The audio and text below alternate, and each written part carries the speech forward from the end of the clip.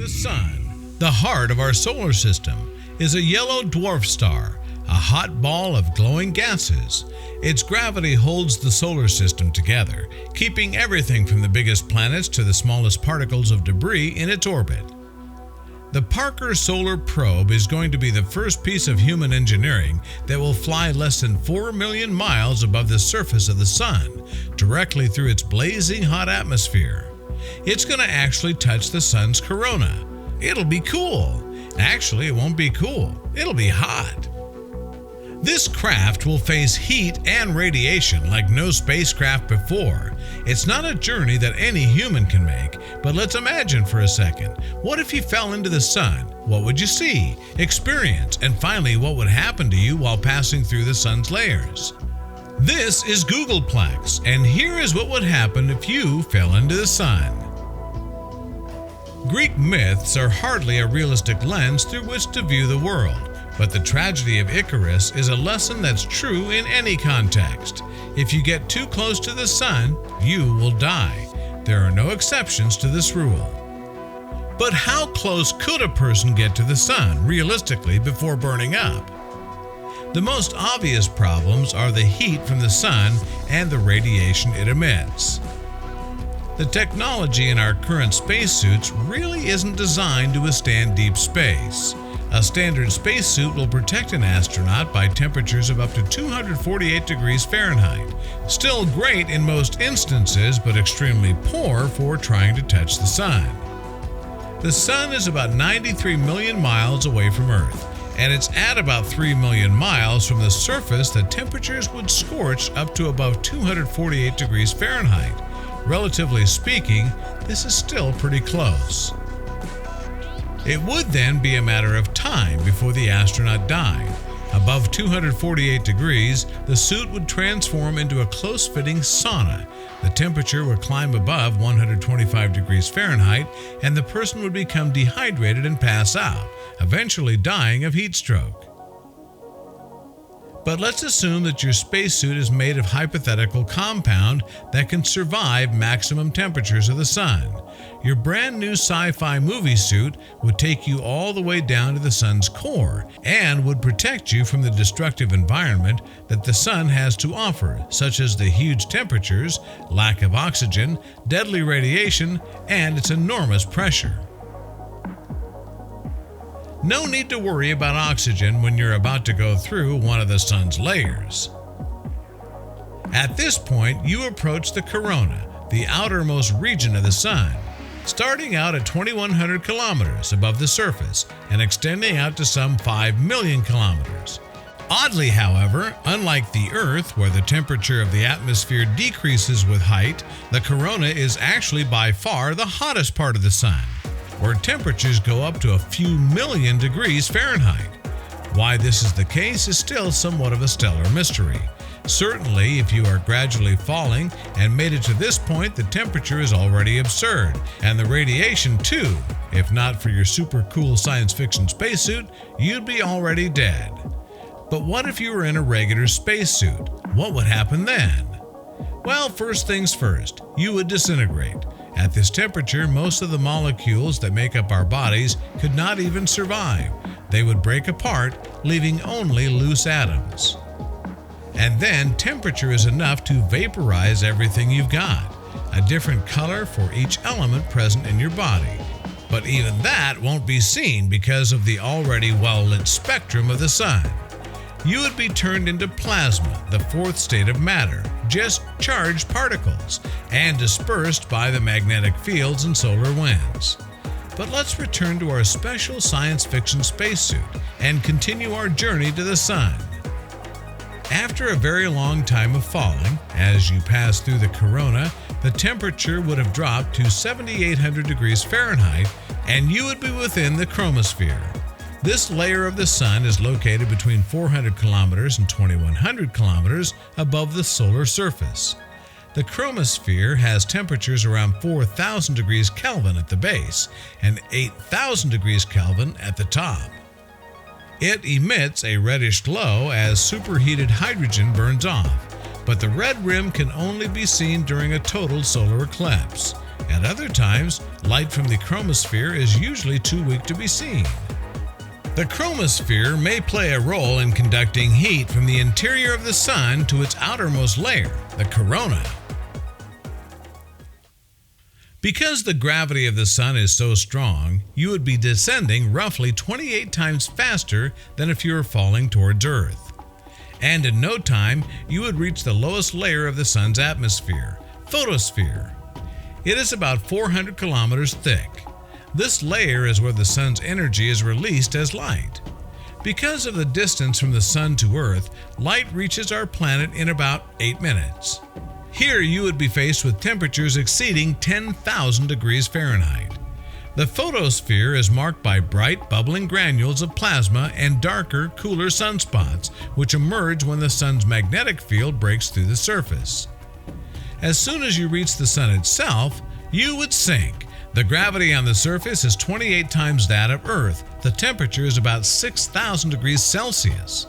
Humans can't survive 28 Gs for long. But let's carry on. There's no solid surface, just like there's no surface to Uranus. The Sun's density is 1.4 times that of water. So you would be sucked inside, kind of. Except that there are convection currents. If you happen to be just above one, you might be kept close to the surface. But finally, the eddies would entrain you sideways until you came to a downdraft that would take you downwards. Eventually, you, not me, I'm out of there, would cycle between two layers in a convection cell, moving you up and down, above and below the depth where the density of the gas is the same as the density of your body. But what if your sci-fi spacesuit would be able to help you to dive even deeper, where you would eventually reach the core? Unsurprisingly, no one would survive a stroll on the hot ball of plasma. Gravitational attraction here produces immense pressure and temperature, which can reach more than 27 million degrees Fahrenheit. Hydrogen atoms get compressed and fused together, creating helium. This process is called nuclear fusion. This would be the final stage of your journey. Sorry, but there would be no coming back except if you have a teleportation device, but that's a story for another video. Conclusion? The Sun is hot. So I guess there's one thing for sure about all of this. You're going to need some sunscreen.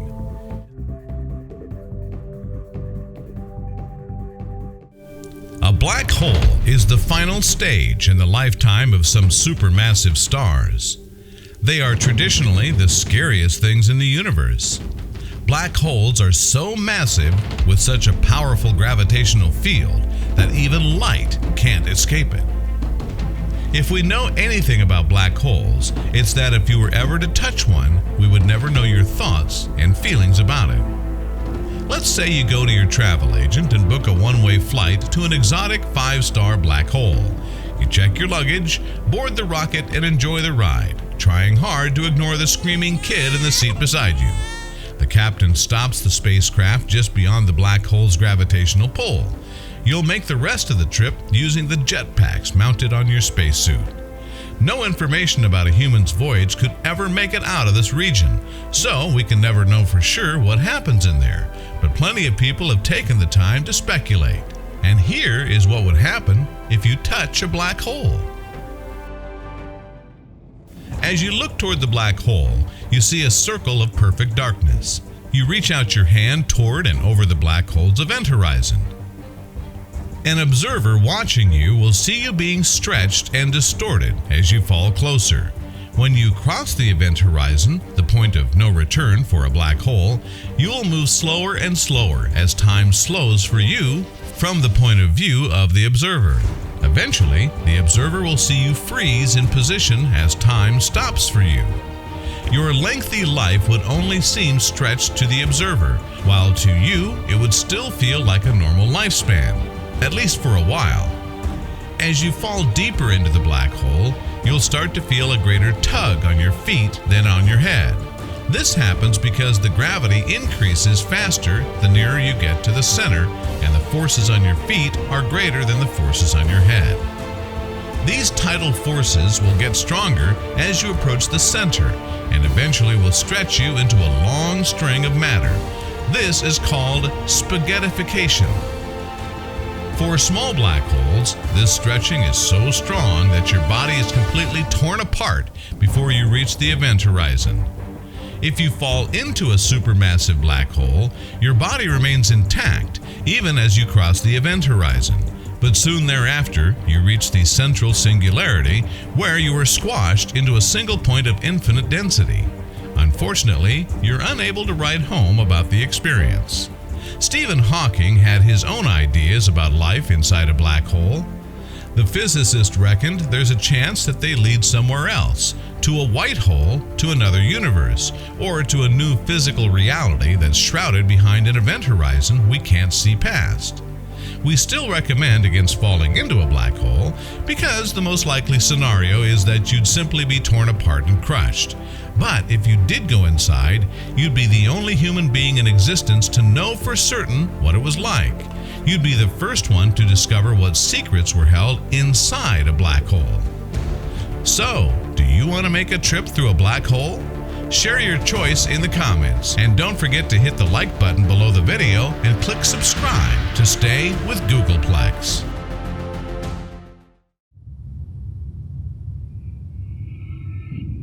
For all its issues and faults, Earth is a lovely place, especially if you compare it with our neighboring planets. But have you ever wondered how long you can survive on different celestial bodies without a spacesuit?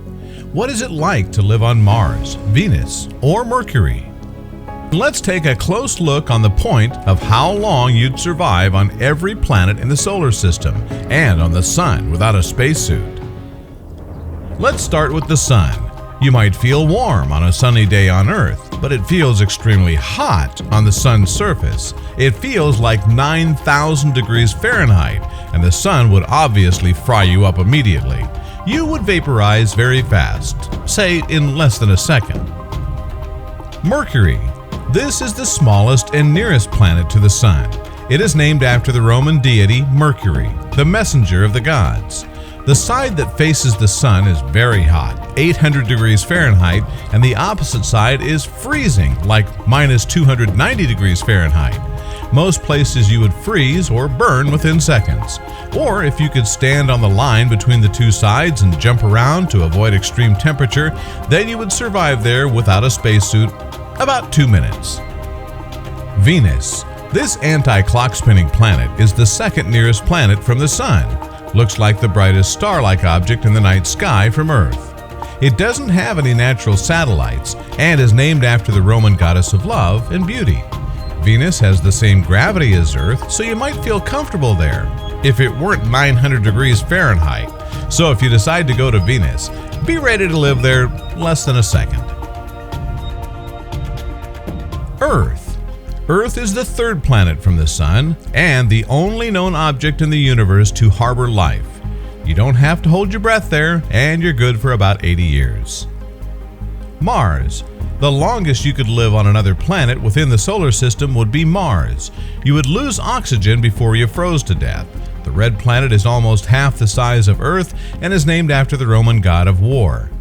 Mars is cold, but that won't kill you. You just need some very warm clothing. That said, given the unbreathable atmosphere, you'd only be able to survive without a spacesuit as long as you can hold your breath. Jupiter. Jupiter is the largest planet in the solar system. The Romans named it after their king of the gods. Jupiter has no surface for you to land on. You would find yourself falling through deadly electrostatic charged clouds, nothing to breathe but poison, until you're crushed in less than a second by the pressure of the planet's layers. Saturn. Saturn is the sixth planet from the Sun and the second largest in the solar system.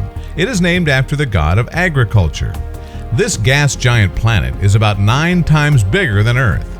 You'd sink till you crush due to the high pressure in the travel towards the core. Total sightseeing time before you crush, 1 second. Uranus and Neptune.